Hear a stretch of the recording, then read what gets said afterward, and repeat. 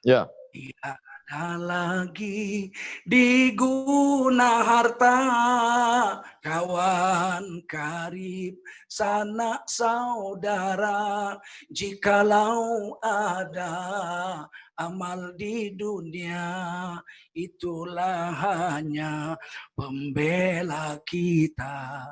Janganlah mau disanjung-sanjung, engkau digelar manusia agung. Sadarlah diri, tahu diuntung, sebelum masa keranda diusung. Tiba masanya insyalah diri, selimut putih pembalut badan, hilang semua yang dikasihi, berbaktilah hidup sepanjang zaman, tinggal semua yang dikasihi, berbaktilah hidup sepanjang zaman.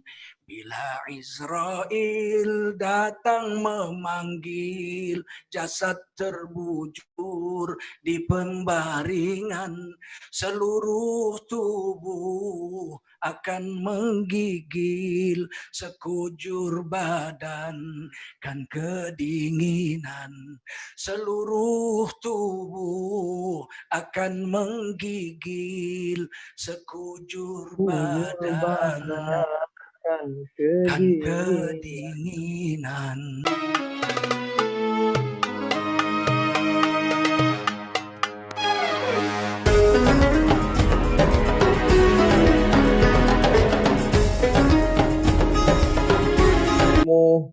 Mendapatkan keberanian dalam hal amar ma'ruf nahi mungkar insyaallah. Amin.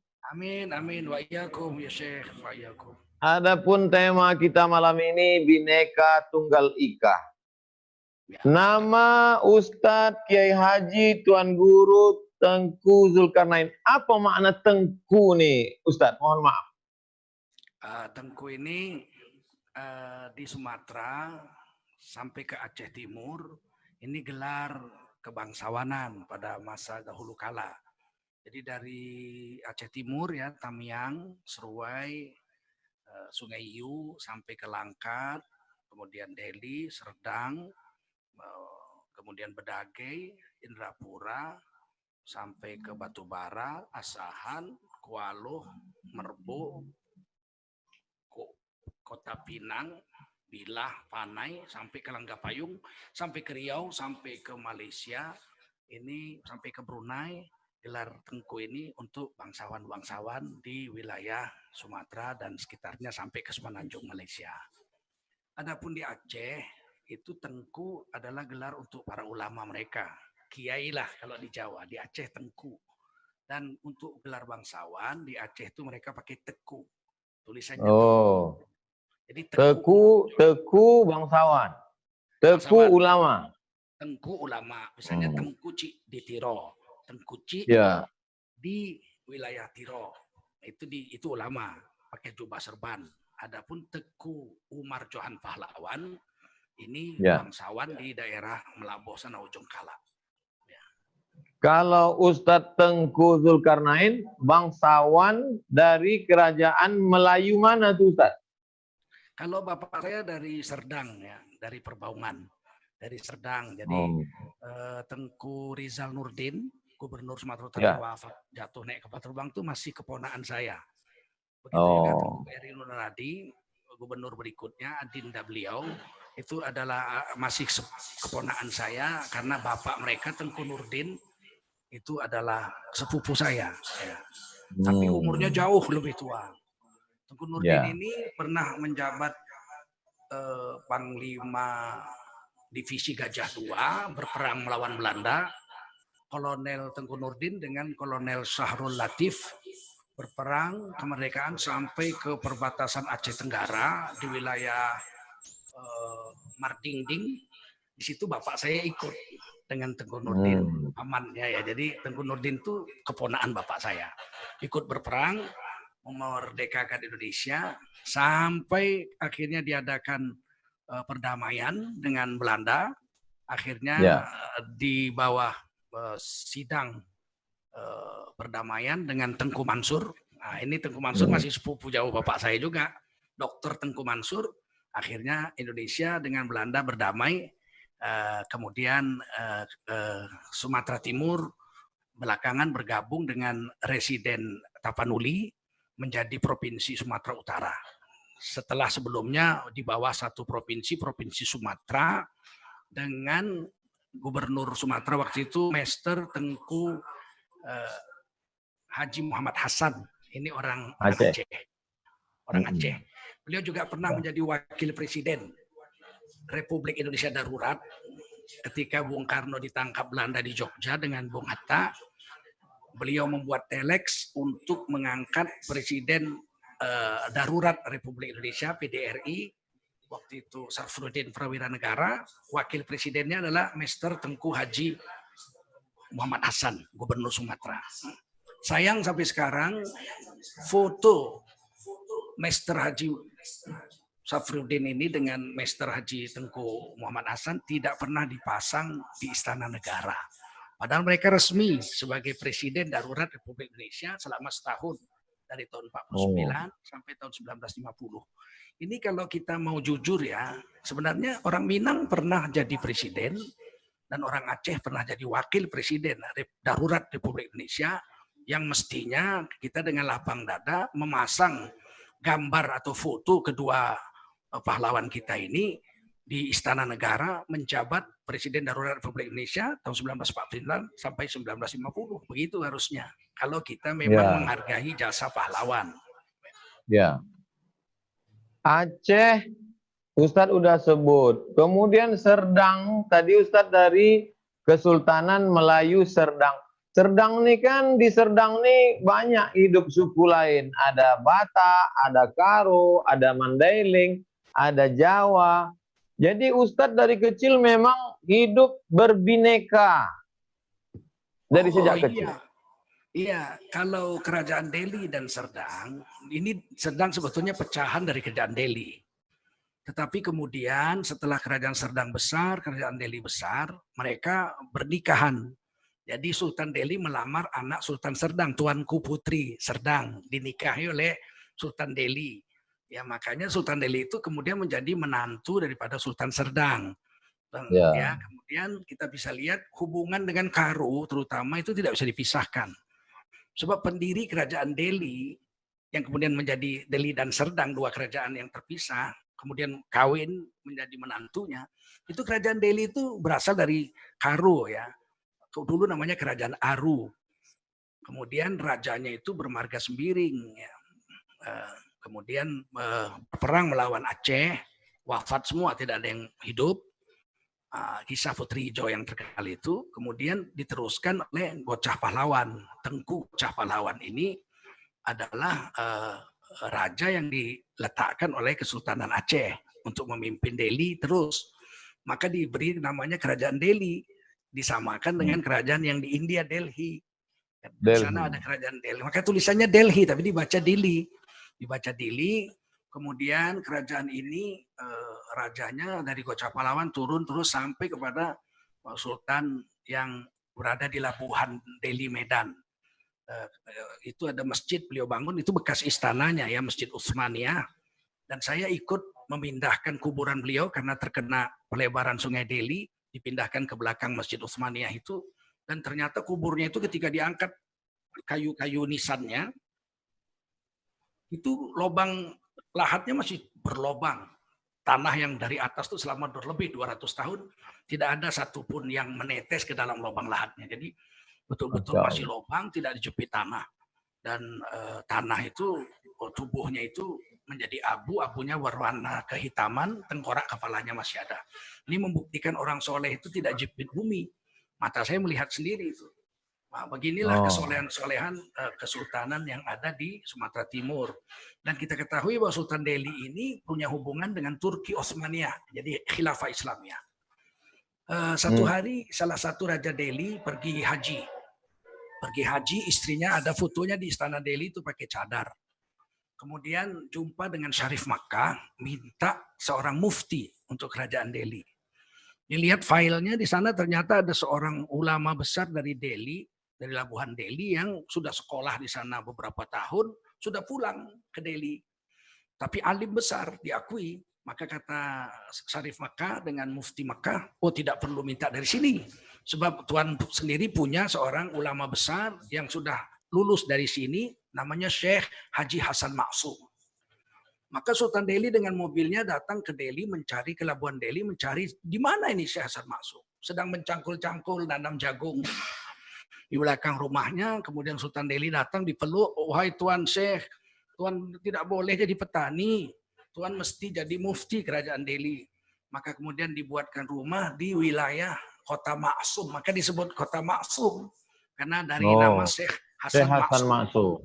Medan. Nah, di situ dibuatkan rumah dan diberikan sebuah surau, namanya sampai sekarang masih Surau Hasan Maksum. Di dekat kerajaan Istana Puri. Di situ ada istana permaisuri Delhi namanya Istana Puri. Jadi di situ Jalan Puri ya, sampai sekarang masih disebut Jalan Puri. Kotanya itu pun disebut Kota Maksum untuk menghormati Syekh Hasan Maksum. Dari beliau inilah muncul ulama-ulama pendiri Al-Wasliyah. Seperti Syekh Abdurrahman Shihab, pendiri Al-Wasliyah, kemudian Syekh Arsyad Talib Lubis, kemudian Syekh Nu'man Sulaiman, termasuk kakek saya, adik ipar dari kakek laki-laki saya. Jadi istri kakek saya itu Cik Timah punya adik kandung namanya Andak Sulaiman Thayyib. Itu murid langsung daripada Syekh Hasan Maksum dan diangkat menjadi imam besar pada Masjid Raya Sultan Delhi Al-Maksum. Masya Allah. Masya Allah.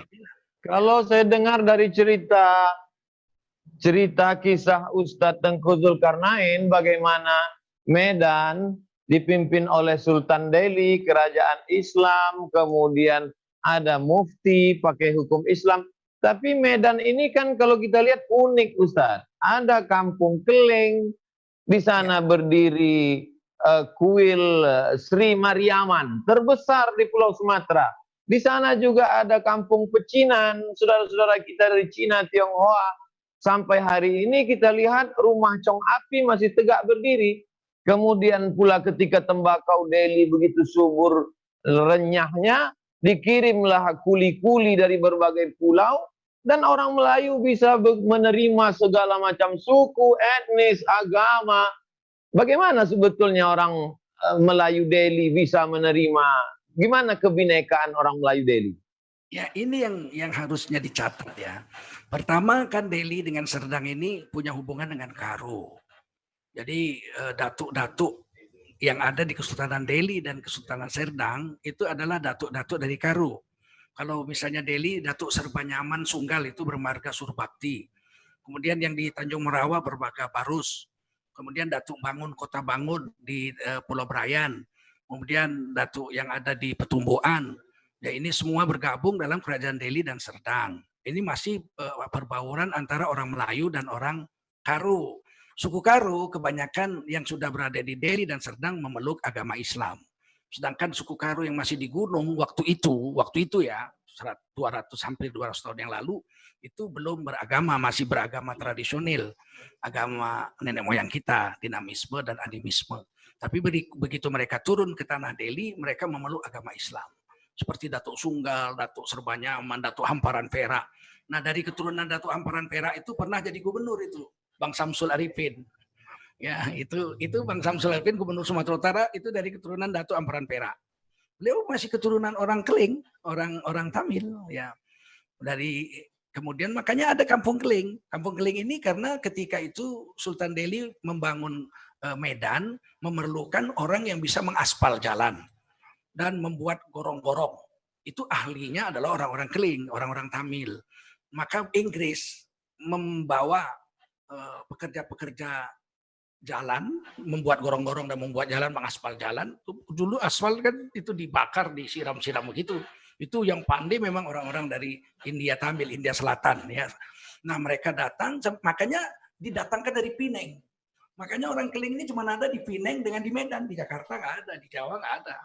Nah, mereka kerja di sini sebagai pembuat jalan dan gorong-gorong. Sebagian dari mereka Islam dan mereka membuat masjid South East Indian Mosque ya, jadi masjid Indian Selatan South Indian Mosque, itu di Kampung Keling juga, di Jalan Kejaksaan Ujung, sampai sekarang masih ada. Itu termasuk masjid nomor 3 tertua di Kota Medan. Setelah Masjid Datuk Sunggal, Masjid Sultan Delhi, masjid orang-orang Tamil, orang-orang India Selatan. Sampai sekarang masih ada. Nah, kemudian Cina, Chong Api misalnya. Ini Cina sudah ada di Indonesia, di Delhi, jauh sebelum Belanda datang juga sudah ada. Tetapi mereka sebagai pedagang-pedagang. Ketika Belanda menguasai tanah Delhi, mereka itu sebagai pemborong-pemborong. Jadi semua borongan-borongan itu diserahkan kepada orang-orang Cina. Nah, kaptennya, kapitan namanya itu pimpinan Cina yang bisa hubungan langsung dengan konteler Belanda, pimpinan Belanda itu Chong Api salah satunya dengan abangnya. Nah, Chong Api ini sangat sekali berbaur dengan Islam. Beliau ini ada kamarnya itu uang benggol-benggol, itu uang uang keping-kepingan logam, itu sekamar duitnya. Itu setiap bulan puasa diambil pakai sekop. Diambil pakai sekop, dimasukkan karung untuk buka puasa masjid-masjid yang ada di Kota Medan. Dan beliau membangun satu masjid di Jalan Masjid dengan arsitektur Cina. Chong Api. Dan Chong Api ini sering ke Besilam. Bahkan ada rumor bahwa ketika beliau wafat sebenarnya beliau Islam. Tetap yang di arah-arah itu bukan Chong Api, gedebok pisang aja di arah-arah pakai nyanyi-nyanyi itu, tapi mayatnya kabarnya ini menurut kabar lah, kabar burung, diantar ke Besilam, dikuburkan di kuburan para masyaikh di Besilam, tempat Tuan Syekh Besilam, Tuan Haji Abdul Wahab Rokan, Tuan Syekh kita. Nah, ini yang sangat mengejutkan. Jadi orang Tionghoa di Medan dulu tunduk dengan Sultan Delhi.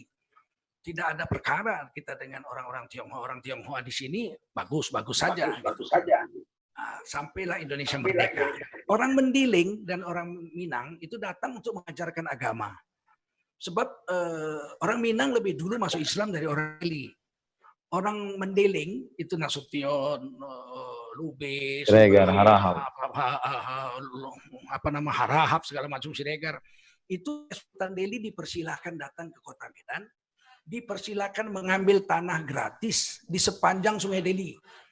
Jadi dari mulai Sungai Mati di belakang Istana Sultan Delhi sampai ke Labuan, tanah di pinggir jalan boleh diambil oleh orang Mendiling, Lubis, Nasution dan sebagainya, Daulay, untuk menjadi guru ngaji. Jadi syaratnya dia boleh ambil tanah, buat rumah gratis, tidak bayar.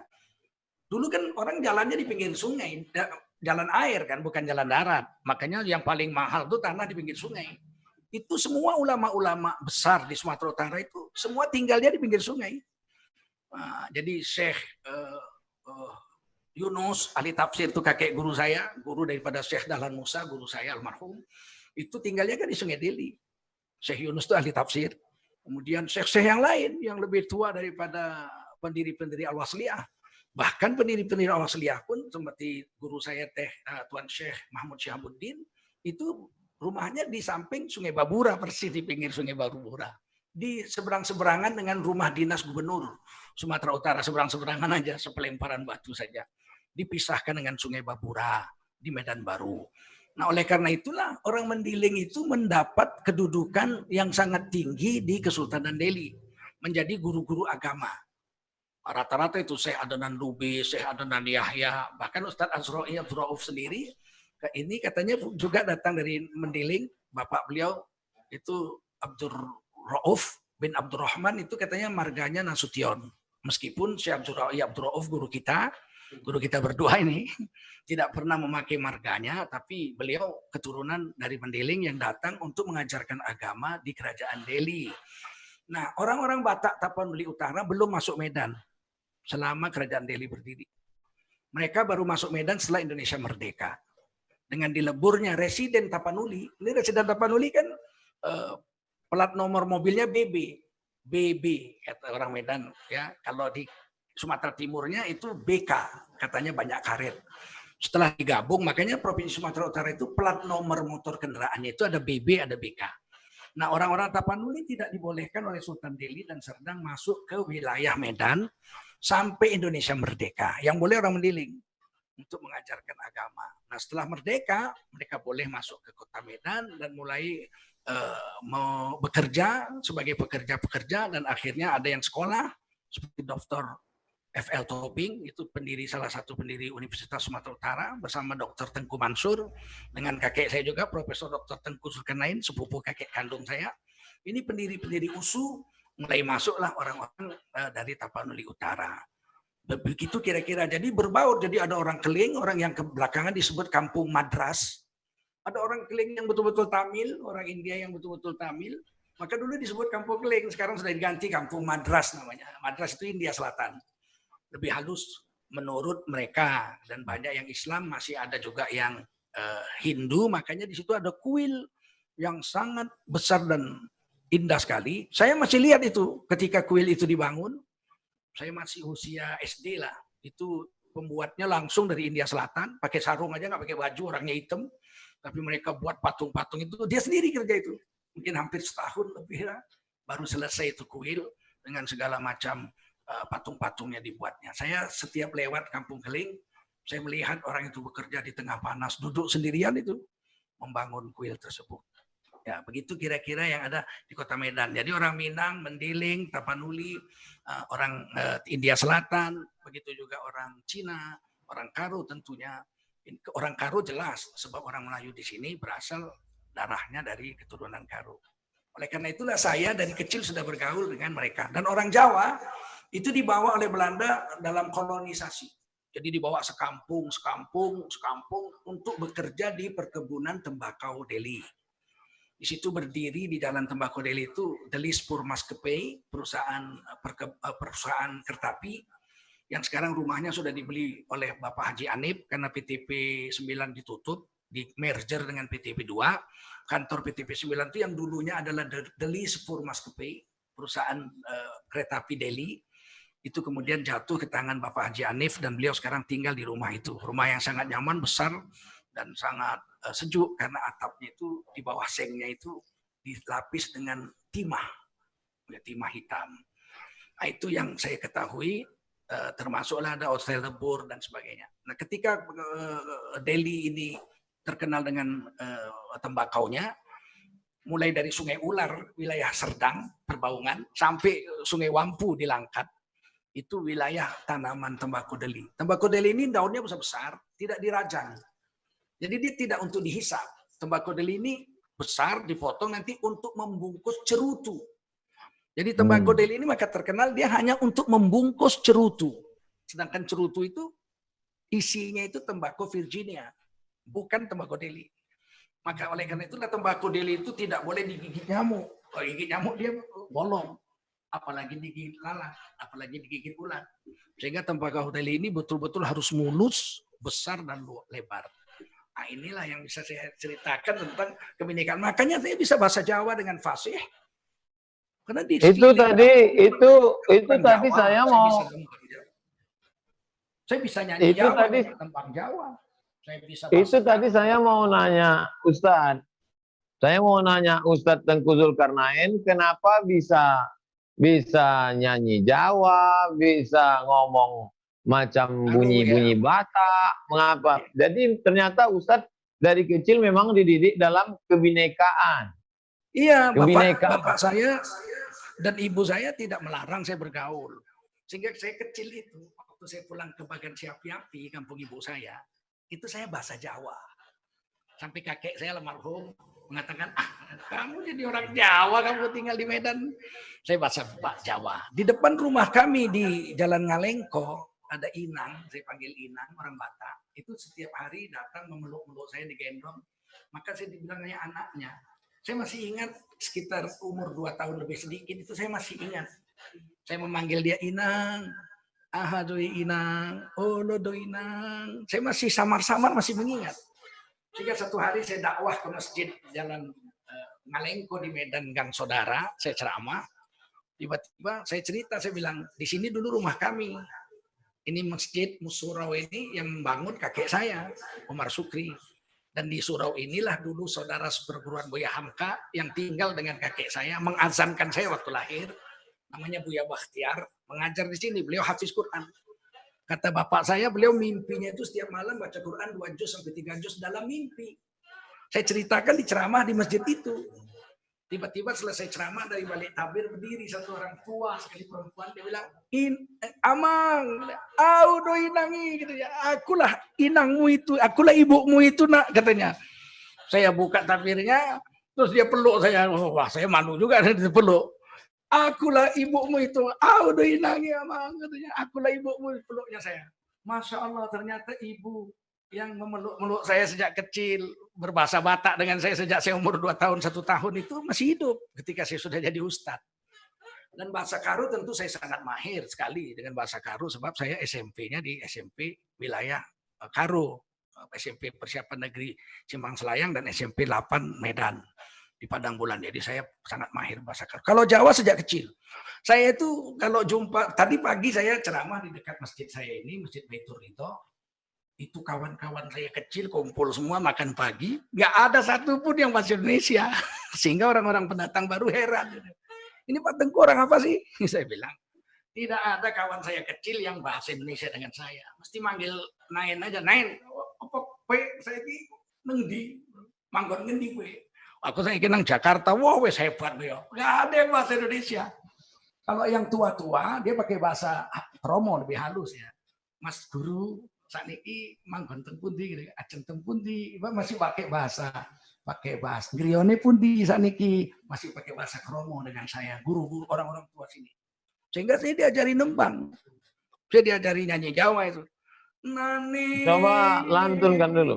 Oh, nana nana nani.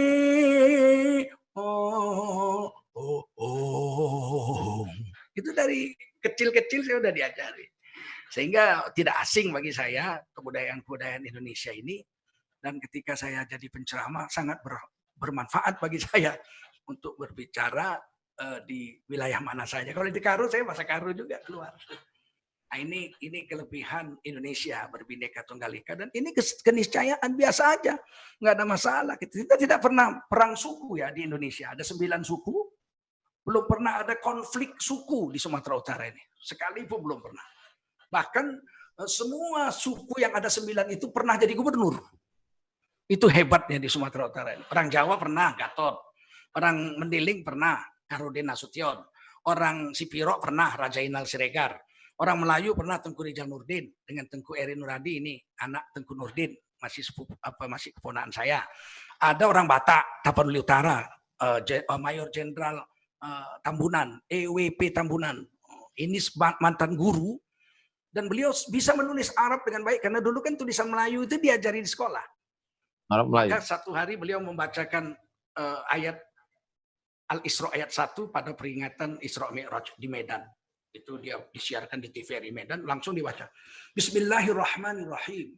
Subhanalladzi asra bi'abdihi laila. Kita terkejut semua, ini bagaimana EWP Tambunan, orang Nasrani, Batak dari Tapanuli Utara bisa baca Quran sebegitu bagus.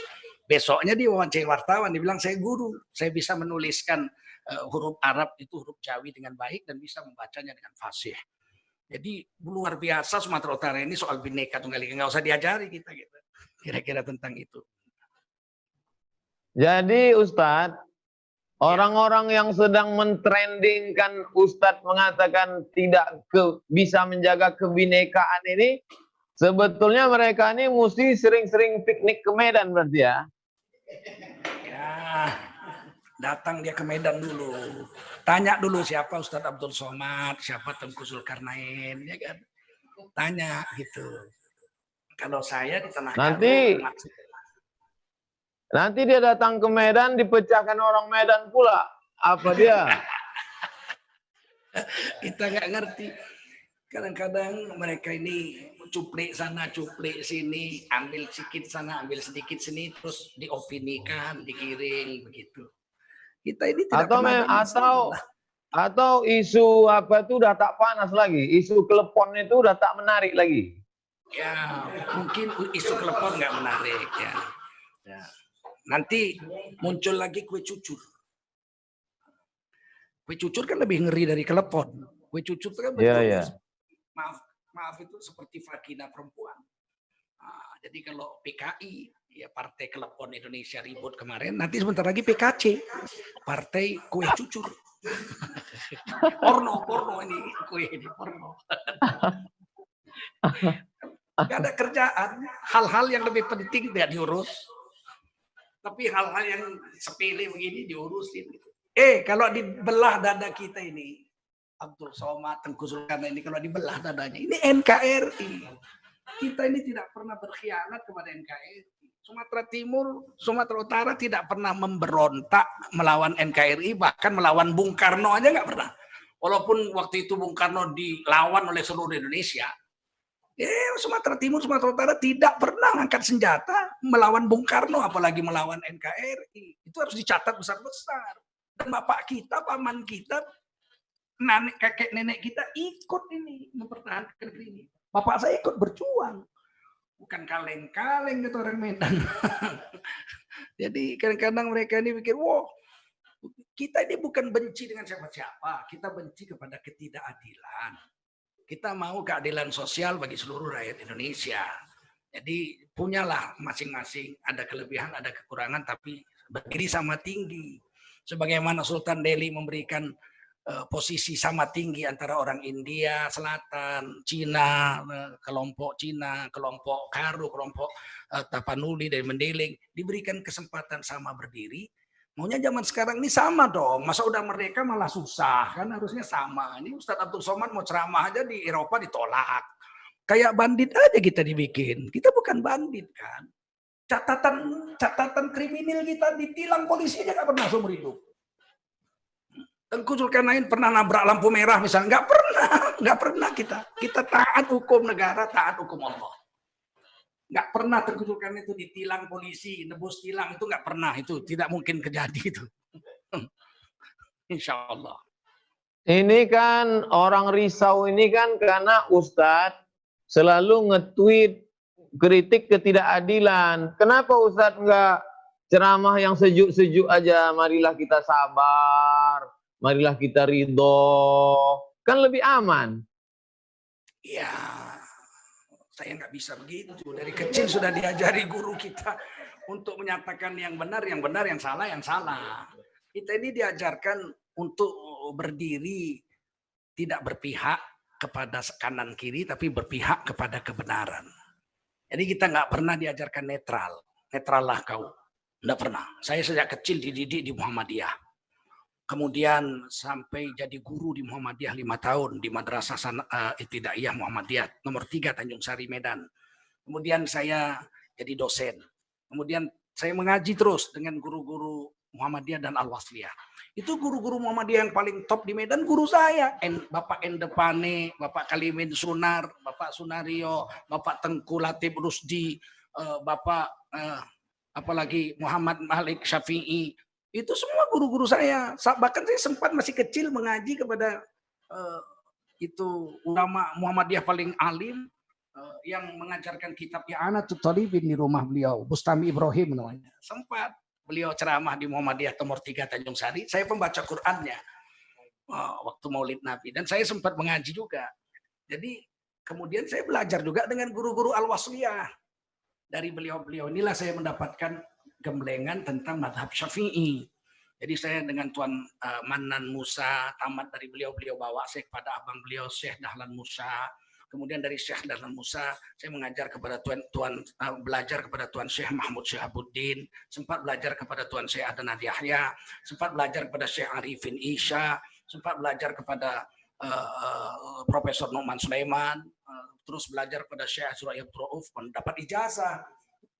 Sampai beliau wafat baru saya berhenti. Yang paling muda guru saya itu Syekh Jalaluddin Abdul Muthalib, itu mufti kerajaan Delhi, yang terakhir wafat dari generasi guru-guru kami, guru-guru kita di Medan. Jadi tidak satu hal yang aneh kita dari kecil. Nah, baru saya bermadhab Syafi'i itu pada tahun 1986. Saya memutuskan untuk berhijrah dari tidak bermadhab menjadi bermadhab Syafi'i. Dan izin dari guru-guru saya di Muhammadiyah bahwa saya mulai besok insya Allah bermadhab Syafi'i. Jadi pakai kunut subuh, itu baru saya lakukan 1986. Pakai tahlilan itu dari kecil sudah keluarga bikin, saya nggak bisa melawan. Tapi setelah tahun 86 saya buat tahlilan, buat istighosah, buat kunut subuh. dan sebagainya. Talqin mayit, bahkan bapak saya wafat, ibu saya wafat, saya yang mentalkinkan jadi kubur. Saya yang mengimami sholatnya itu saya dapat dari mazhab Syafi'i. Keputusan pindah bermazhab Syafi'i itu tahun 1986. Dan anehnya, ini kalau bicara bineka, saya itu imam di Masjid Muhammadiyah, walaupun saya berkunut subuh. Nah, saya di depan rumah ibu saya Gang Rambi itu kan Masjid Muhammadiyah, nggak ada kunut subuh. Tapi kalau selama saya tinggal situ, bapak saya wafat, saya pindah rumah, tinggal di garasi rumah ibu saya. Sampai adik perempuan saya nikah, baru saya pindah ke rumah saya. Itu saya jadi imam di Masjid Muhammadiyah, pakai kunut subuh. Tidak ada satupun jemaah saya orang Muhammadiyah yang protes. Pak Kiai, kenapa Pak Ustadz Tengku, kenapa pakai kunut subuh? Ini kan bid'ah. Enggak ada. Semua amin-amin saja. Hanya ada satu ulama Muhammadiyah yang sebaya saya, Ustadz, dia tanya sama saya, Ustadz, saya dengar di sini berkunut subuh. Iya. Dia mengajar malam Rabu sebulan sekali. Saya bilang, iya. Kenapa berkunut subuh? Karena mazhab Syafi'i berkunut subuh. Apakah di Muhammadiyah ada kunut subuh? Ada, saya bilang. Kiai Haji Ahmad Dahlan sampai wafat berkunut subuh. Sebab Kiai Haji Ahmad Dahlan berguru kepada sepupu kakek saya, jadi kakek saya juga, namanya Syekh Ahmad Khotib Minabah, dengan Syekh Zaini Dahlan. Muhammad Darwis namanya, pendiri Muhammadiyah, pulang ke Indonesia diambil nama dua gurunya. Ahmad Khotib dengan Zaini Dahlan menjadi Ahmad Dahlan. Jadi Syekh Ahmad Dahlan itu mengambil nama dua gurunya. Ahmad Khotib, kakek sepupuan dari kakek saya, dengan Zaini Dahlan. Nama beliau Muhammad Darwis. Beliau berkunut subuh sampai wafat. Saya di Muhammadiyah pernah baca buku Tarjih Muhammadiyah yang ditandatangani oleh Kiai Haji Ahmad Dahlan almarhum. Bahasa Jawa, tulisan Melayu, tulisan Pegon. Dia bilang apa? Salat tarawih iku 20 rakaat loro-loro. Salat tarawih itu 20 rakaat, 2 salam, 2 salam, 2 rakaat salam, 2 rakaat salam, loro-loro. Salat tarawih iku 20 rakaat loro-loro. Jadi saya Muhammadiyah. Tapi tidak pernah dicela oleh kawan-kawan saya di Muhammadiyah. Bahkan sampai saya di MUI, almarhum Wakil Ketua Umum Profesor Yunahar Ilyas, dia sering berbicara dengan saya itu bilang, Tengku Muhammadiyah, Muhammadiyah saya, Bang Din Samsudin, Muhammadiyah yang mendidik saya. Tapi kok gayanya mazhab Syafi'i? Memang saya bermazhab Syafi'i sejak tahun 86. Tetapi saya Muhammadiyah. Jadi nggak usah diajari soal bineka, kita memang berbineka tunggal ika sampai sekarang. Dari kecil begitu. Baik dari segi agama, baik dari segi budaya. Saya mengarang lagu Keroncong tahun 1982 dan sudah saya rekam. Baru-baru ini saya launching di Sang Guru Official. Itu lagu Keroncong itu saya cipta sendiri, namanya Keroncong Negaraku Indonesia Raya. Bahkan yang nyanyi saya sendiri, karangan saya sendiri. Anak Melayu menciptakan lagu Keroncong dan menyanyikan lagu Keroncong. Syairnya sangat indah, boleh didengar di Sang Guru Official, Keroncong Negaraku Indonesia Raya. Insya Allah kita akan lihat betapa indahnya negeri kita dan bagaimana hebatnya kekayaan alam negeri kita di lagu itu, di syair lagu itu.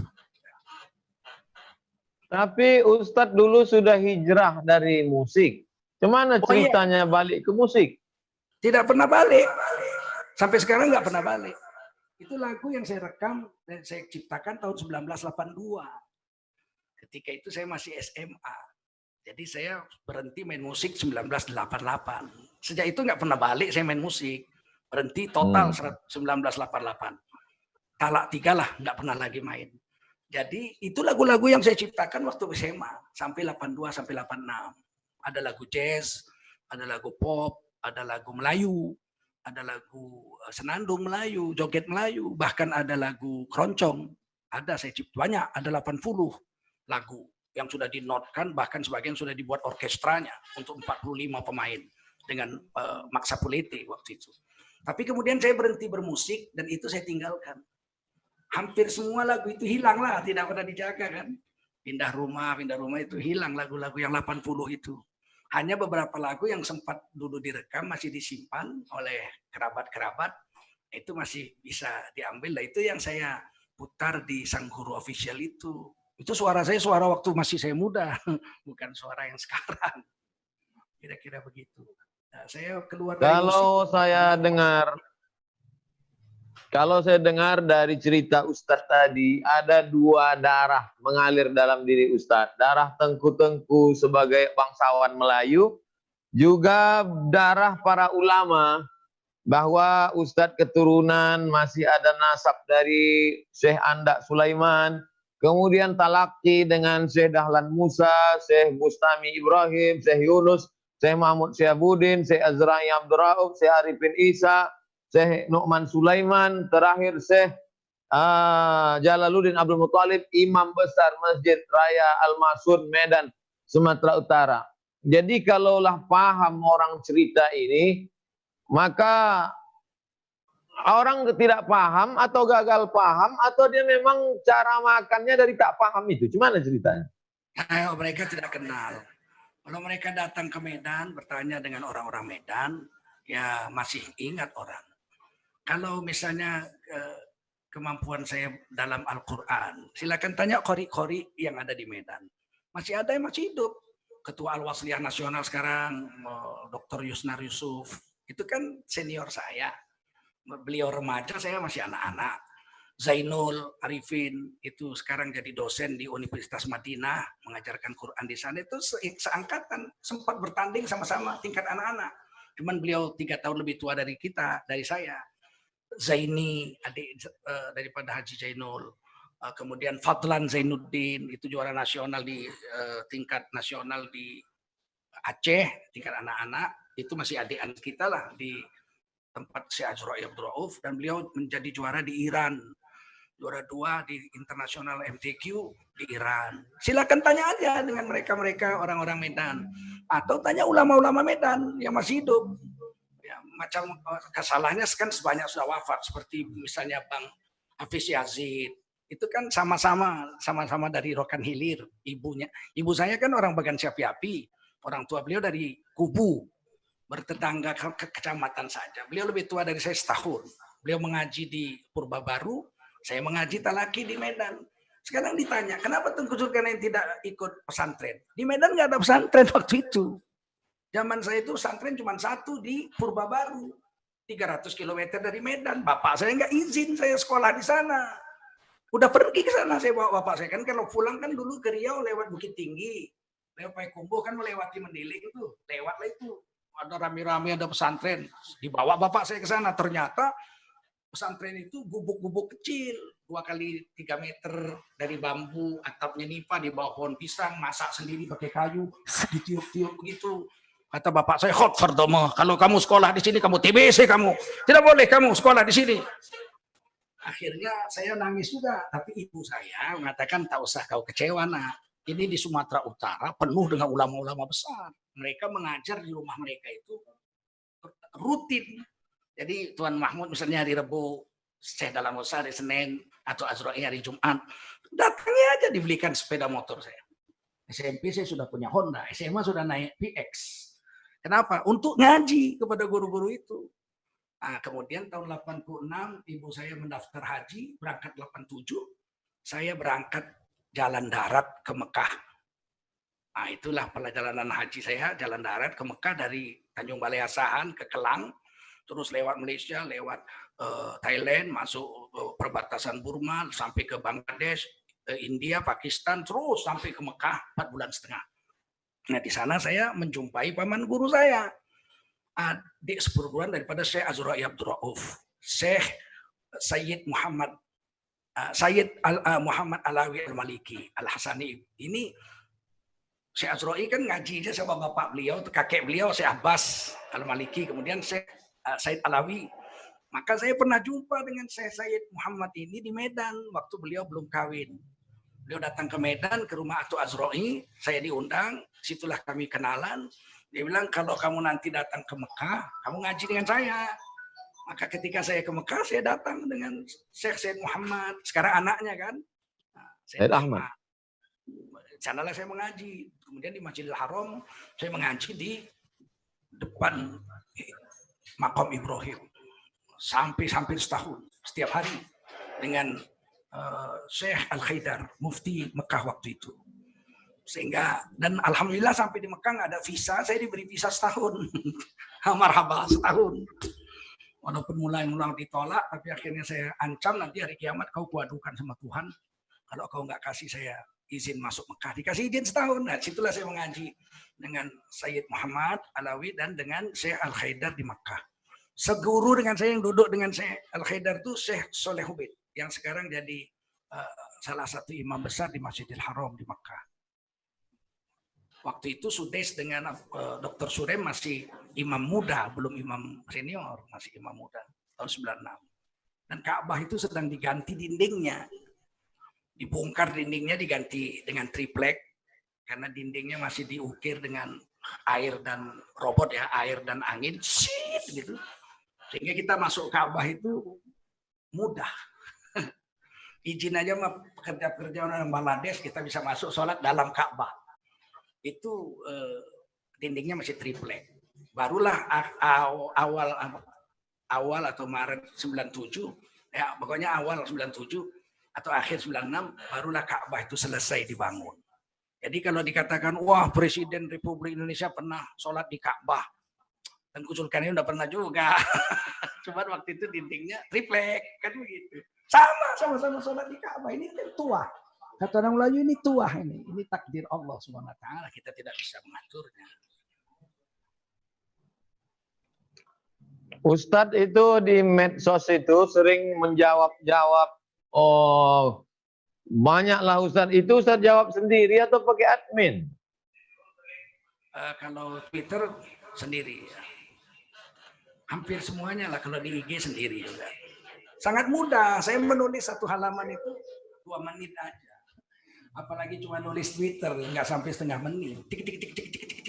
Jadi, kan saya sarjana sastra. Apa susahnya menulis? Membaca caci maki, hamun, haters itu tak kuman jantung, tak mau mengamuk bawaannya. Enggak, malah lucu gitu, ketawa aja. Kadang-kadang ada yang perlu dijawab, kita jawab. Tapi banyak nggak kita jawab. Kalau dia memang kelihatan mau tahu, kita jawab. Tapi kalau cuma maki-maki aja nggak kita jawab. Untuk apa? Ya rugilah kita habis waktu. Ada juga yang tobat, ada. Tanya jawab, 2-3 kali mereka kemudian japri saya tobat. Ya, minta maaf, minta ampun, tobat. Ada banyak juga ya, yang begitu. Gimana cara Ustadz mengendalikan? Gimana cara Ustadz mengendalikan emosi? Ya. Gimana cara mengendalikan emosi? Oh, saya dari kecil sudah terbiasa. Kami kan 8 bersaudara, 6 perempuan. Jadi saya itu laki-laki yang paling besar, anak nomor 3. Saya biasa mengelola atau memelihara adik-adik saya perempuan. Jadi tentu beda dengan memelihara adik laki-laki. Dan saya itu belajar bela diri kungfu dengan Cina ya, dengan guru saya, suhu saya orang Cina. Memang tidak boleh marah. Jadi saya itu tidak pernah berkelahi seingat saya. Kecuali saya membela kezaliman. Ada beberapa kali waktu SMP atau SMP mungkin 3-4 kali, SMA 2 kali, saya terpaksa harus berkelahi di stasiun bus karena ada anak gadis dipegang-pegang preman. Jadi saya masih pakai celana pendek kan. Saya bilang jangan diganggu ini. Mereka marah kan, namanya anak kecil, ya pukul, saya tangkis terus main di situ. Wah, ribut juga loh orang. Terus besoknya bapak saya dapat kabar, dia bilang berkelahi. Iya. Kamu berkelahi? Iya papi, saya panggil papi. Karena dia mengganggu perempuan, saya sudah larang, dia nggak senang, dia pukul. Jadi sudah biasa, tapi tidak pernah meledak-meledak begitu. Enggak.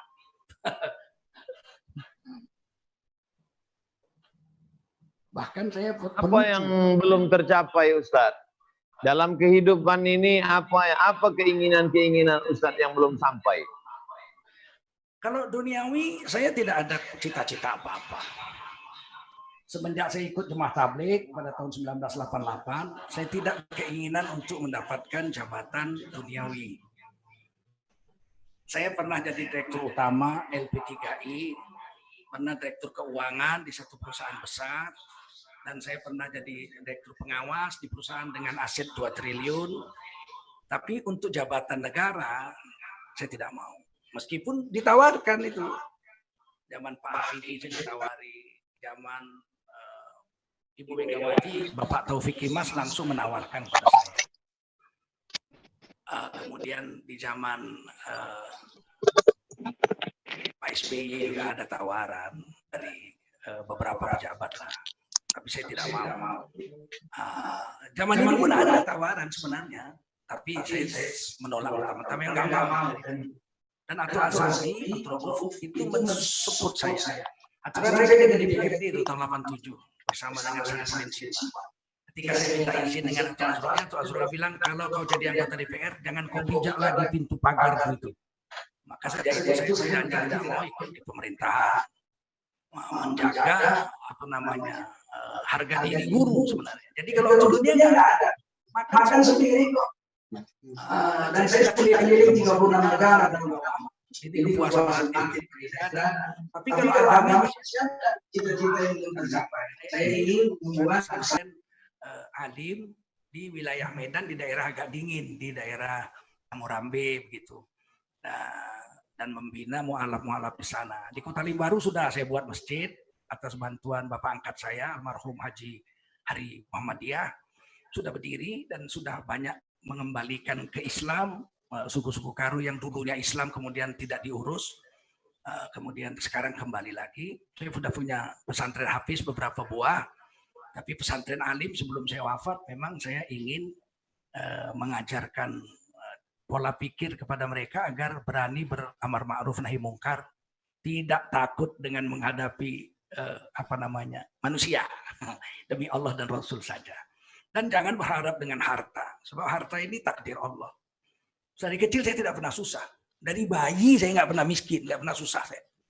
Sampai sekarang nggak pernah susah. Jadi kalau soal harta dunia saya tidak pernah berpikir untuk itu. Nggak pernah susah, nggak pernah berkerut keding lah untuk mikirkan duit itu, nggak pernah. Tuah memang tuah badan lah, selalu senang aja. Di tengah hutan pun saya diberi makan. Pernah macet mobil terbalik waktu saya SMP di Jambi. Berkilo-kilometer mogok, tanah, jalan masih tanah. Nggak ada makanan, nggak ada minuman. Mana ada aqua waktu itu kan. Air nggak ada, minum nggak ada.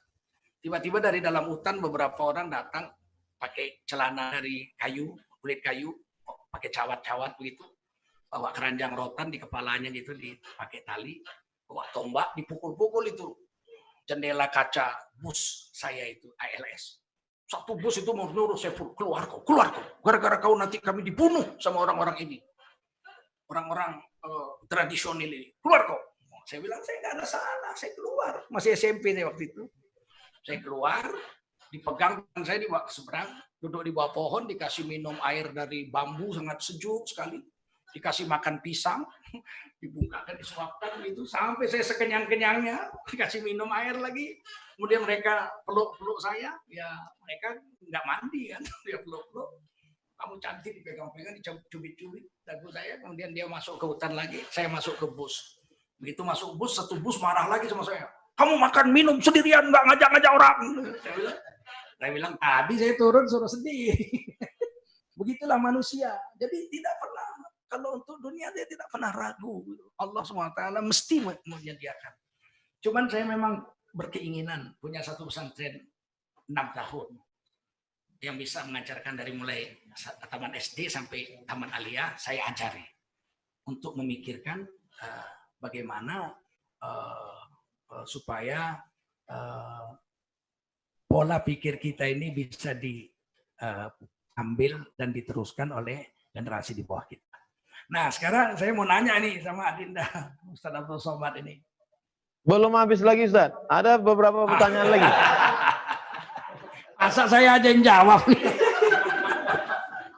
Cemana ceritanya Amir Hamzah meninggal, Sultan Langkat, Sultan Delhi, Sultan Serdang, Sultan Asahan. Kenapa bisa, siapa punya kerja menghabisi mereka? Ya, ini tragedi terjadi bulan Maret tahun 1946. Jadi Sultan Musa di Langkat, ini Sultan paling kaya. Beliau punya kapal uap. paling kaya, punya minyak di Pangkalan Randan dan Pangkalan Susu. Beliau ini dibunuh habis ini, Tengku Musa dan keluarganya. Yang paling mengenaskan dari keluarga Langkat ini, ada di situ paman kami. Jadi keluarga Sultan ada yang dinikahi oleh adik bapak saya paling kecil. Alur paman saya itu namanya Tengku Amir Hamzah. Sang penyair Pujangga Baru. Raja penyair Pujangga Baru. Tengku Amir Hamzah. Anak beliau tuh kakak sepupu saya lah, Tengku Koyong namanya, Tengku Tahura. Anaknya sekarang cucunya itu namanya Tengku Rina Hamzah. Masih ada. Jadi Tengku Amir Hamzah ini menantu Sultan Langkat.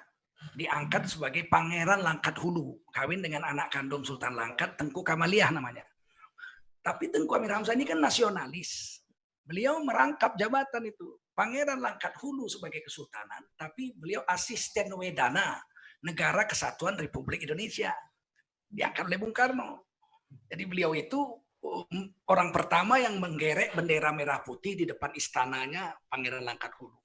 Asisten Wedana Negara Kesatuan Republik Indonesia, Tengku Amir Hamzah. Tiba-tiba pada tanggal 13 Maret itu seluruh sultan se-Sumatera Timur itu diculik dan dibunuh, termasuk Tengku Amir Hamzah ini. Diculik, dibawa ke penjara. Beliau katakan sama orang yang menjaga penjara itu, saya Tengku Amir Hamzah. Semua kenal, siapa nggak kenal Tengku Amir Hamzah? Semua kenal. Beliau memang Republikan dan nasionalis. Meskipun beliau itu Tengku menantu sultan. Dia bilang, apa kabar saya ini? Kata penjaga itu, Tuan malam ini mau disembelih. Dipancung di Kuala Begumit. Tapi saya tak bisa menyelamatkan Tuan. Kalau begitu ambilkan kertas dengan pensil. Saya akan menulis puisi. Maka ditulislah puisi terakhir itu. Wahai maut. Maut. Wahai maut. Datanglah engkau wahai maut. Lepaskan daku dari nestapa. Itu karangan Tengku Amir Hamzah. Beliau ini orang soleh ya. Puisi-puisi beliau itu bicara tentang agama ya.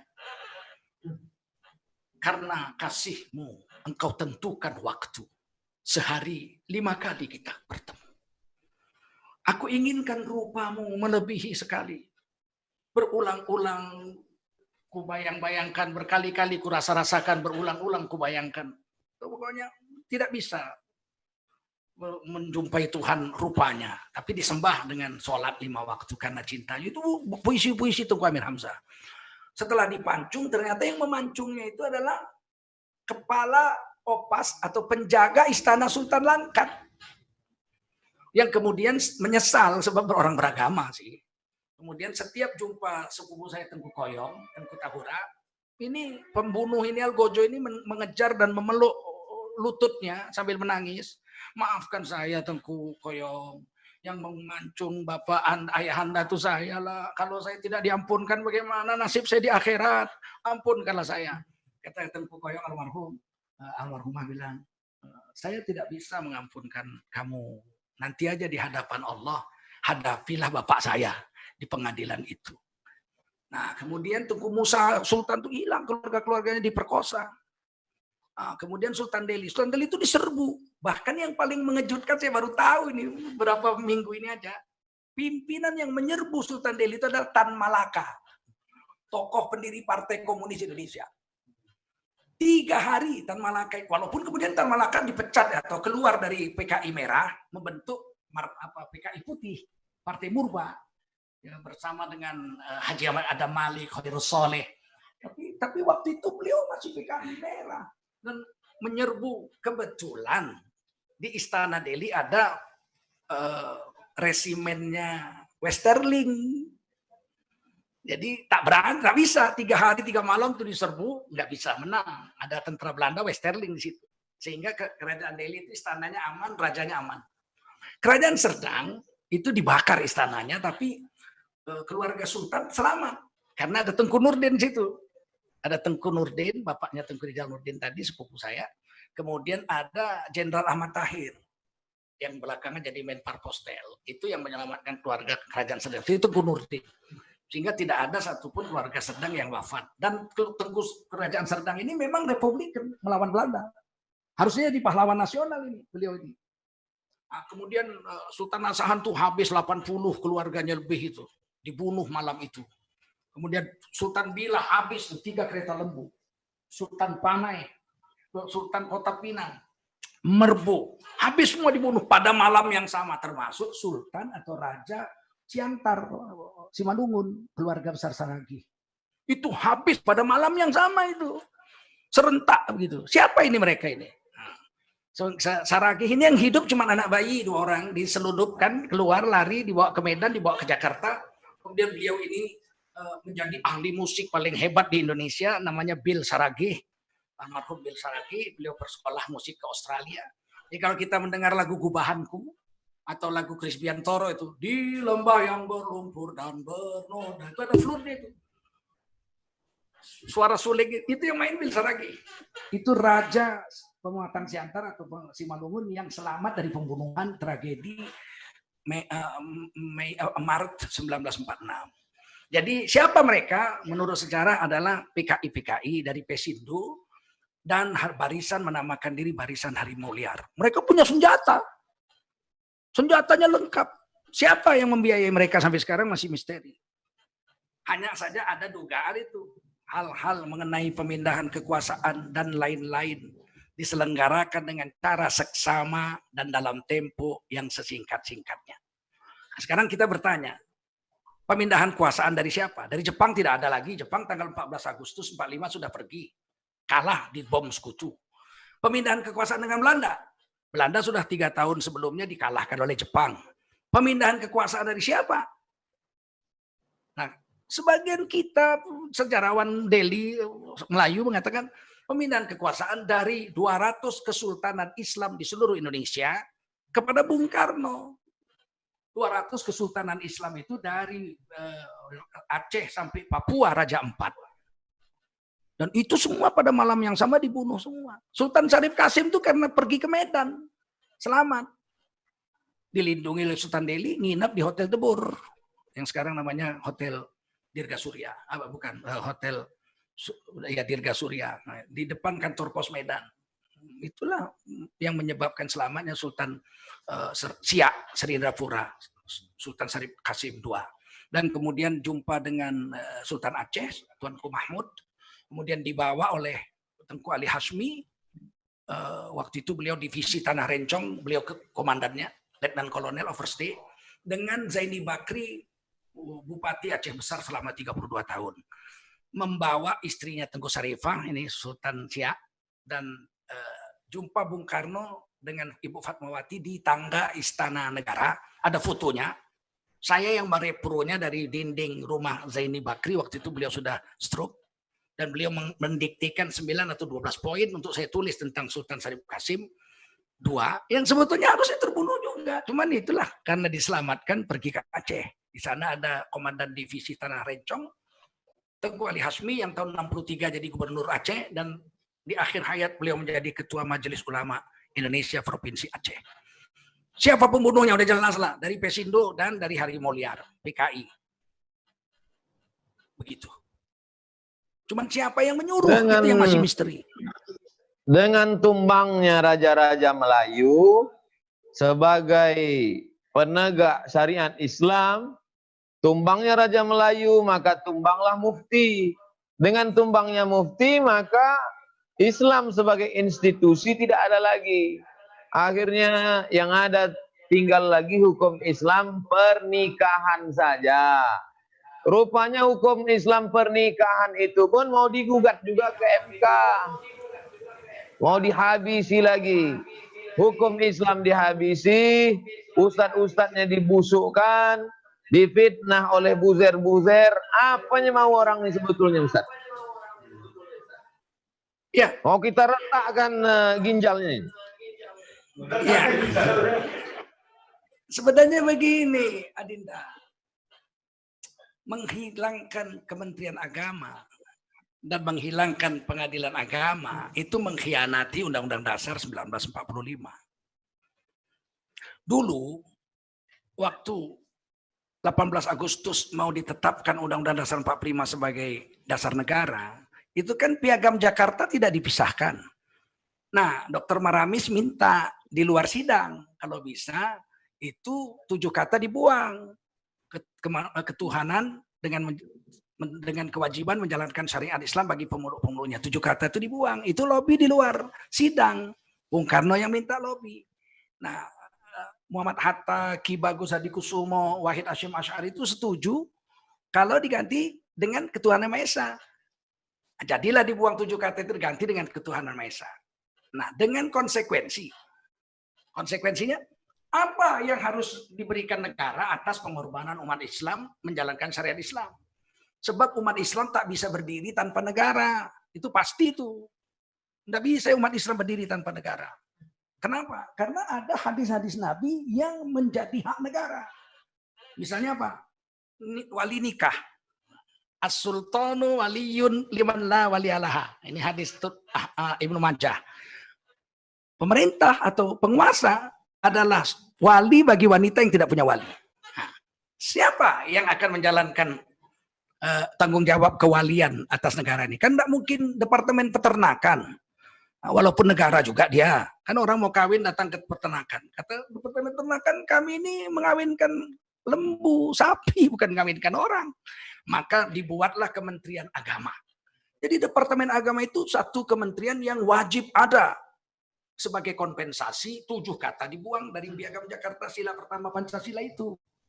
Kan ada Kementerian Dalam Negeri wajib ada, Kementerian Luar Negeri wajib ada, Kementerian Pertahanan wajib ada, Kementerian Kesehatan wajib ada, Kementerian Pendidikan wajib ada. Apa satu lagi? Kementerian Agama wajib ada. Tiba-tiba kemarin tuh waktu Pak Jokowi baru menang kan Eva Sundari yang ngomong di koran-koran itu, saya baca dan saya bantah hari itu juga. Kalau nanti Pak Jokowi menang, Kementerian Agama akan dihapus.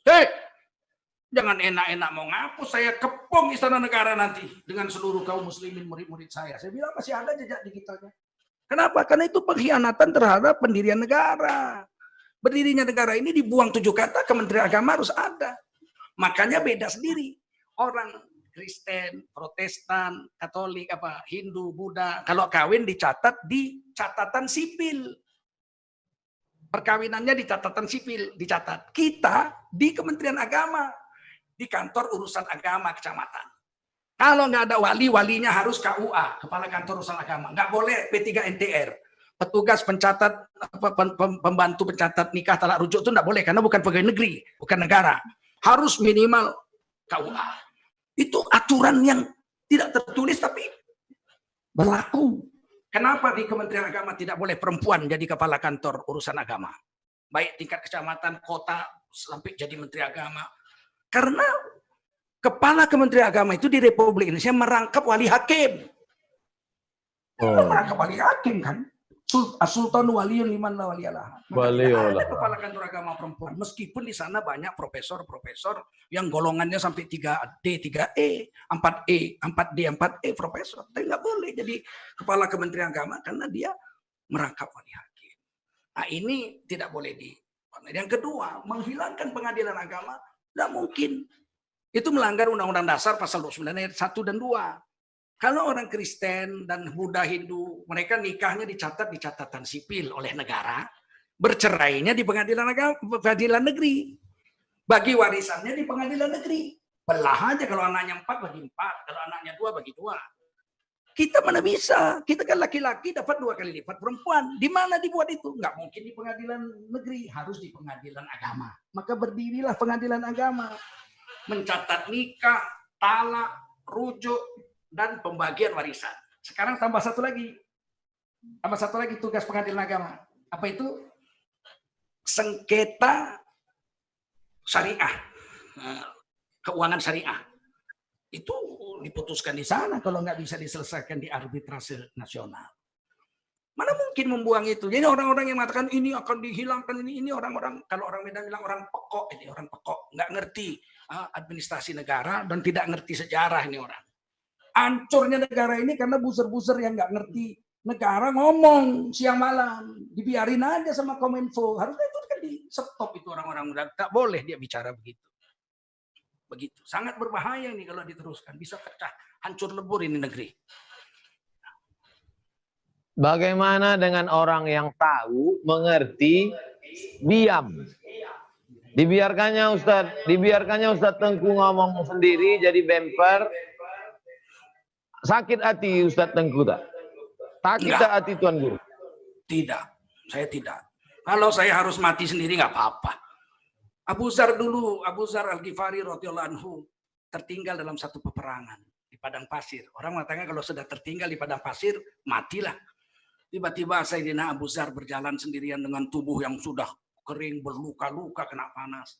Dari jauh dilihat Nabi ada titik berjalan. Pasukan sedang istirahat. Kata Nabi, itu Abu Zar. Begitu sampai ternyata Abu Zar tidak mati. Dalam keadaan luka-luka, kena panas di padang teri itu. Kulitnya hangus. Nabi mengatakan, wahai Abu Zar, engkau masuk Islam sendirian. Berjuang sendirian. Dan mati sendirian. Akhirnya beliau mati sendirian. Di zaman Sayyidina Utsman beliau terbuang dengan istrinya di padang pasir. Tapi kata Rasulullah, nanti mayatmu akan diurus oleh ulama daripada kalangan umatku. Abdullah bin Mas'ud radhiyallahu anhu lewat ketika beliau wafat. Dan kata Nabi, engkau akan masuk surga sendirian.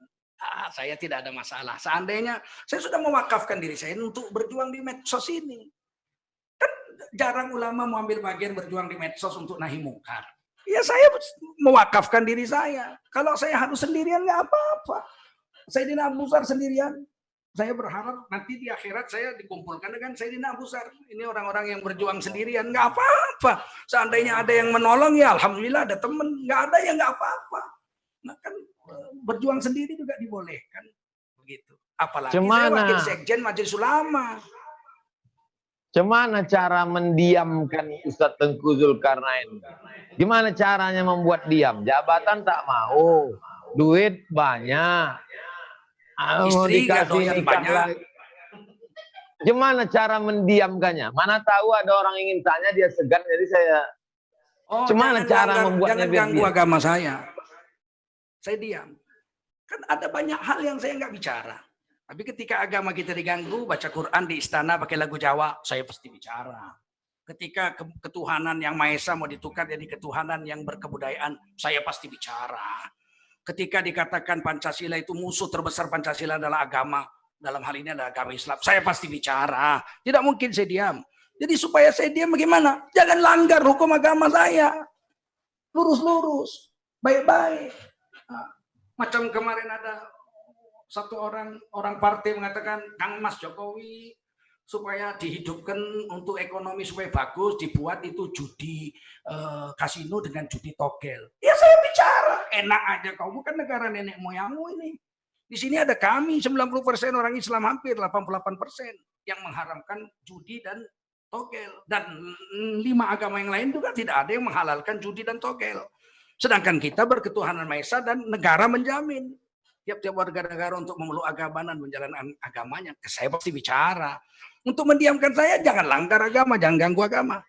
Udah, kita pun tidak akan ngomong. Atau cara kedua yang paling gampang, bunuh saya, tak, selesai. Saya nggak ngomong lagi kalau udah mati.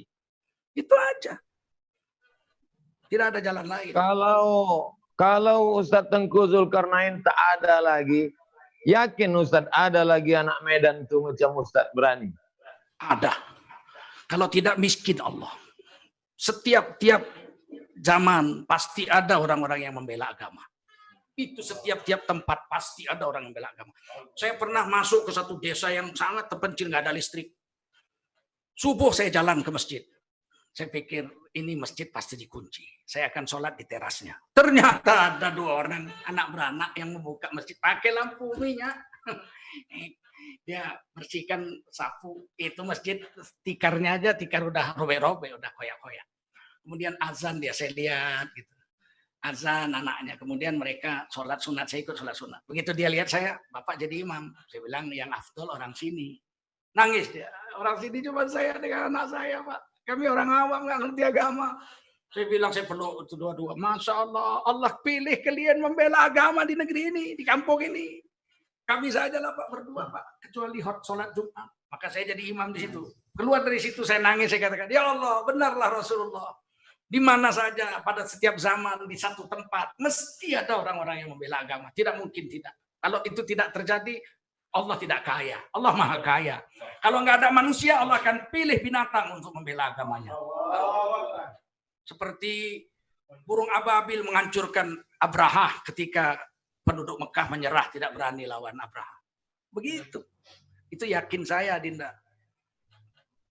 Banyak orang punya ilmu, banyak orang hebat, tapi tersandra mulutnya, tersandra hatinya karena duit. Bagaimana kita bisa mendidik anak-anak ini di masa depan supaya tak tertawan dengan ginian? Ya, saya didikan pertama ibu. Ibu mengatakanlah rezeki tidak pernah bertukar, sayang. Rezeki tidak pernah bertukar. Kalau Allah sudah tetapkan itu rezekimu, nak, burung mengantarnya kepadamu. Ular bisa mengantar rezeki kepadamu. Tidak pernah bertukar malaikat Mikail memberikan rezeki yang ditetapkan Allah untukmu. Jadi kalau begitu untuk apa kita mengambil rezeki, mengambil harta orang? Yang kita miliki itu cuma rezeki. Yang kita nikmati itu rezeki, kata ibu saya. Apa yang kau makan, apa yang kau minum, apa yang kau pakai, itulah rezekimu. Milikmu belum tentu rezekimu. Rezekimu pun tidak mesti milikmu. Ada orang nggak punya mobil bisa naik mobil, nak, supir. Nggak pernah beli mobil, dia naik mobil. Itu ibu. Kemudian guru-guru, Masya Allah, satu hari datanglah ketua DPR RI, ketua Golkar, Bang Akbar Tanjung ke Medan. Ketua HMI beliau itu dulu. Kemudian Bang Akbar Tanjung ini, ketua Golkar waktu itu, mengantarkan hadiah kepada almarhum guru saya, Syekh Dahlan Musa. Masuk koran Waspada halaman pertama. Satu bungkusan warna kuning, diterima oleh Syekh Dahlan Musa. Saya baca itu di halaman pertama. Hati saya berdebar. Ya Allah, guru saya yang paling zuhud menerima hadiah ini. Beberapa hari kemudian giliran saya mengaji. Saya datang situ. Sendiri. Karena saya bersama-sama itu hari yang tertentu siang. Tapi malam itu saya sendiri. Saya datang sendiri habis Isya. Masuk, nak, katanya. Sedang mau mengaji, tiba-tiba datang tamu. Guru saya, guru bahasa Arab saya, Syekh Azhari dari Martubung. Naik beca dayung. Di dayung beca, dia berdiri depan pintu pakai jubah sorban. Dia bilang, "Ya Syekh Dahlan." Menjerit dari depan pintu. Guru saya itu berdiri. "Ya Syekh Azhari, tafadhol, Masya Allah. Tafadhol, tangan, Masya Allah." Lah!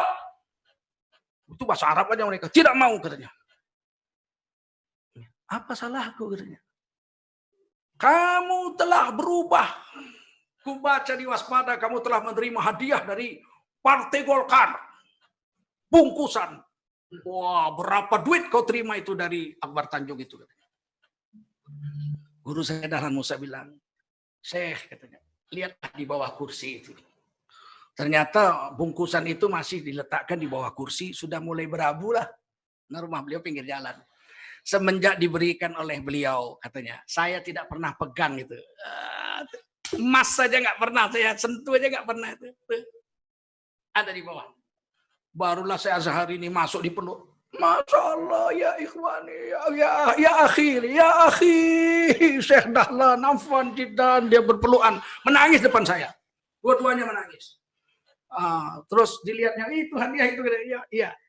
Kemudian duduklah mereka, saya berhenti ngaji itu. Kemudian dia bilang, "Kamu siapa?" "Saya Zulkarnain." "Ngaji kau sama aku di Martubung." Saya pun datanglah ke sana belajar bahasa Arab dengan beliau. Kitabnya Durusun Nahwiyah. Ya, itu guru. Artinya apa? Di mata saya mereka itu tidak pernah mau menerima apapun dari pejabat-pejabat negara. Begitu juga Syekh Azra'i Abdul Wahab, apalagi atau Azra'i, tidak mau, satu rupiah pun tidak mau. Syekh Arifin Isya. Saya lihat sendiri itu guru-guru itu. Makanya saya pikir generasi muda kita harus kita yakinkan bahwa rezeki tidak bertukar. Bahwa apa yang kita terima pasti yang ditetapkan Allah saja. Tidak ada yang di luar itu. Untuk apa memiliki sesuatu yang bukan rezeki kita?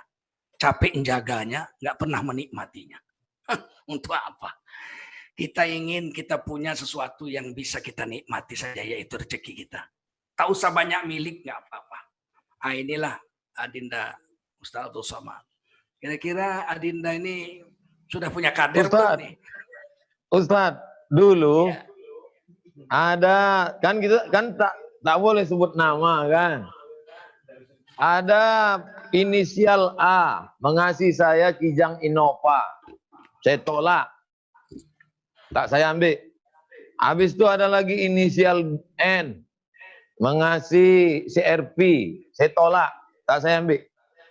Ada satu lagi mengasih Fortune. Tak saya ambil. Takut saya tersandra. Cuman di masa akan datang nih khawatir saya nanti kalau ada yang ngasih Lamborghini gimana? Saya melihat gini Adinda, naik mobil ini enaknya seminggu aja. Saya sudah pernah naik Jaguar, ya udah pernah naik Mercedes, sudah pernah naik limosin, sudah segala macam mobil mewah-mewah saya sudah pernah naik. Bahkan naik pesawat pribadi sudah pernah. Itu enak, naik helikopter sudah mungkin 50 kali ada. Bukan sombong lah, ini cerita jujur aja. Enaknya itu cuma seminggu. Setelah seminggu tak ada, sama aja. Tidur di lantai dengan tidur di tilam alga itu enaknya seminggu aja. Setelah itu ya. Nah, jadi manusia ini tidak pernah puas. Sudah punya 1 gunung emas mau gunung 2 emas. Sudah punya 2 gunung emas mau 3 gunung emas. Sudah punya 3 gunung emas mau punya 7 gunung emas. Sampai dia dimasukkan ke tanah, disumbat mulutnya dengan tanah, dipijak-pijak di dalam kubur, barulah keinginannya berhenti. Jadi keinginan itu tidak berhenti dengan dicabutnya nyawa. Nabi nggak bilang begitu. Nggak dibilang Nabi dengan cabut nyawa berhentilah syahwat, berhentilah keinginan. Tidak. Kata Nabi setelah disumbat mulutmu dengan tanah, dipijak-pijak dalam kubur, barulah berhenti keinginan itu. Bagaimana bahayanya wanafsin tunasi, nafsu yang tidak pernah mau taat ini mau diikuti, mana pernah puas, seperti meregu air laut, makin ditiup, makin diminum, makin haus, makin diminum, makin pahit. Alangkah bodohnya kita menghambakan diri dengan dunia. Dunia ini kan cuma mataul ghurur, perhiasan tapi perhiasan palsu. Ya udah, apa yang ada aja dapat, alhamdulillah. Nggak dapat, nggak apa-apa, nggak ada beban apa-apa. Saya pernah tidur di hotel yang dibayar itu 1 malam 150 juta. Saya bilang saya tidak mau. Nanti saya mati di situ, alangkah mengerikannya menghadapi malaikat Munkar Nakir. Mati dengan biaya 1 malam 150 juta. Hotel bintang 7. Terus sedangkan bibi saya, sepupu saya mungkin ada yang belum punya rumah. Nggak berani saya. Saya tidak mau. Begitu aja. Jadi tidak ada beban hidup ini. Ada syukur, nggak ada udah. Toh kita tetap hidup juga. Ketika krisis moneter, kita itu tetap makan enak juga. Saya tanya setelah berlalu krisis tahun 98. Ibu susah, Bu. Susah, waktu krisis susah. Susah sekali, panjang susahnya. Sempat makan rumput, saya bilang. Ditengoknya wajah saya. Tidak, tetap juga makan nasi. Kalau begitu ngapain susah dengan dunia? Nah, begitu aja. Kalau kita tidak pernah menerima suap atau sogok atau hadiah pemberian dari pejabat, kita berani bicara dengan apa adanya, nggak ada beban bagi kita. Sebetulnya saya mau mencongkel-congkel, gimana ceritanya Ustadz dapat Rubicon itu? Oh, Rubicon.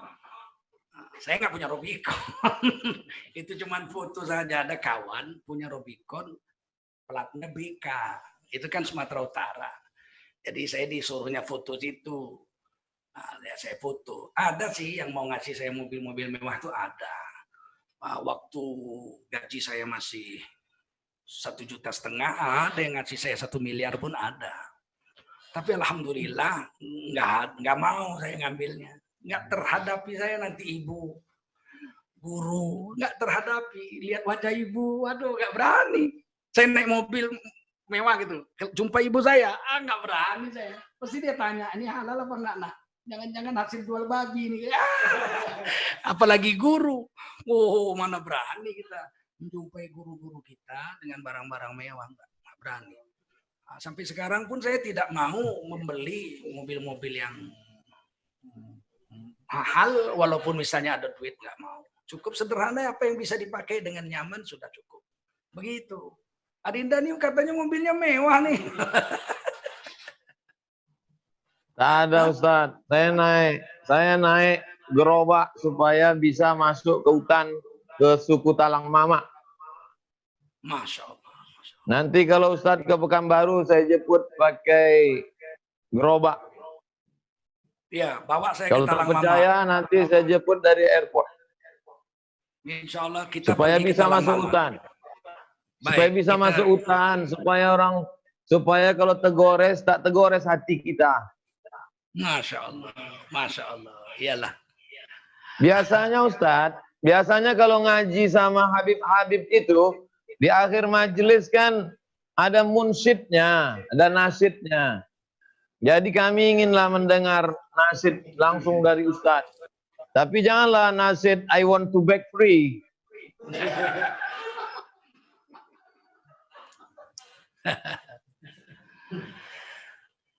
Saya sudah lama nggak menyanyi. Ada satu syair Melayu yang cukup bagus. Ya. Sepohon kayu daunnya rimbun, lebat bunganya serta buahnya, walaupun hidup 1000 tahun tapi tak sholat, apa gunanya? Walaupun hidup 1000 tahun tapi tak sholat, apa gunanya? Ini syair luar biasa bagi kita. Orang Melayu ada syair lain untuk Melayu. Asamlah kana asam gelugur, ketiga asam si riang-riang,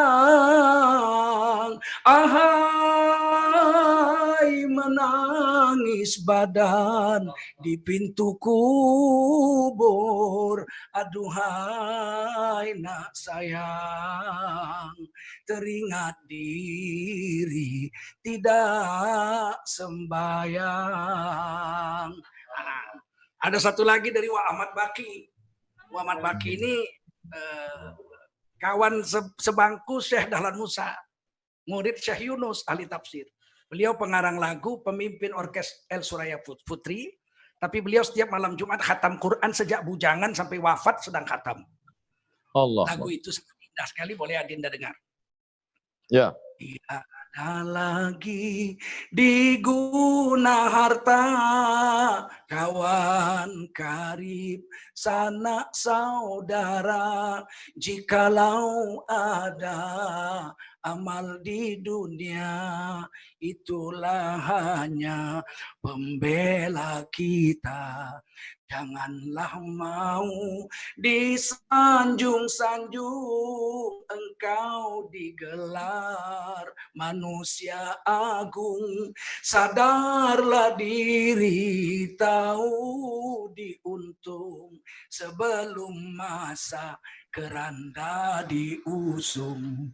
Tiba masanya insyalah diri, selimut putih pembalut badan, hilang semua yang dikasihi, berbaktilah hidup sepanjang zaman, tinggal semua yang dikasihi, berbaktilah hidup sepanjang zaman. Bila Israel datang memanggil, jasad terbujur di pembaringan, seluruh tubuh akan menggigil, sekujur badan kan kedinginan, seluruh tubuh akan menggigil, sekujur badan kan kedinginan. Nah, inilah nasyid kita orang Melayu. Ya. Allahu Akbar. Masya Allah. Orang Melayu tak bisa dipisahkan dengan agama. Kata Laksamana Hang Tuah, almarhum Laksamana Hang Tuah. Selagi orang Melayu berpegang pada agama Islam, takkan Melayu hilang di bumi.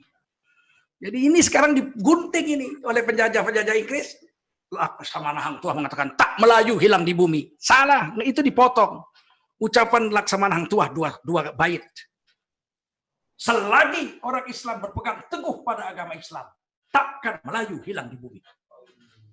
Tapi kalau kita lepaskan agama Islam, musnahlah Melayu dari permukaan bumi dan hinalah Melayu di hari kiamat kelak. Itulah Adinda pesan-pesan pada malam hari ini.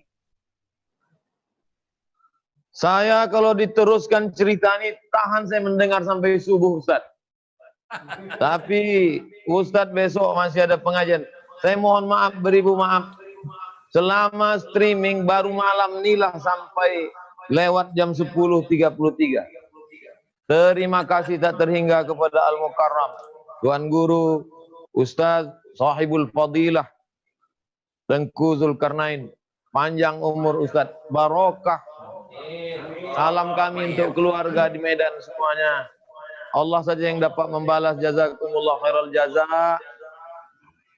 Saya tutuplah secara resmi, tapi setelah resmi ini kita tetap ngobrol sikit-sikit lagi. Jazakumullah khairan. Terima kasih. Wassalamualaikum warahmatullahi wabarakatuh. Waalaikumsalam warahmatullahi wabarakatuh. Stop streaming. Udah.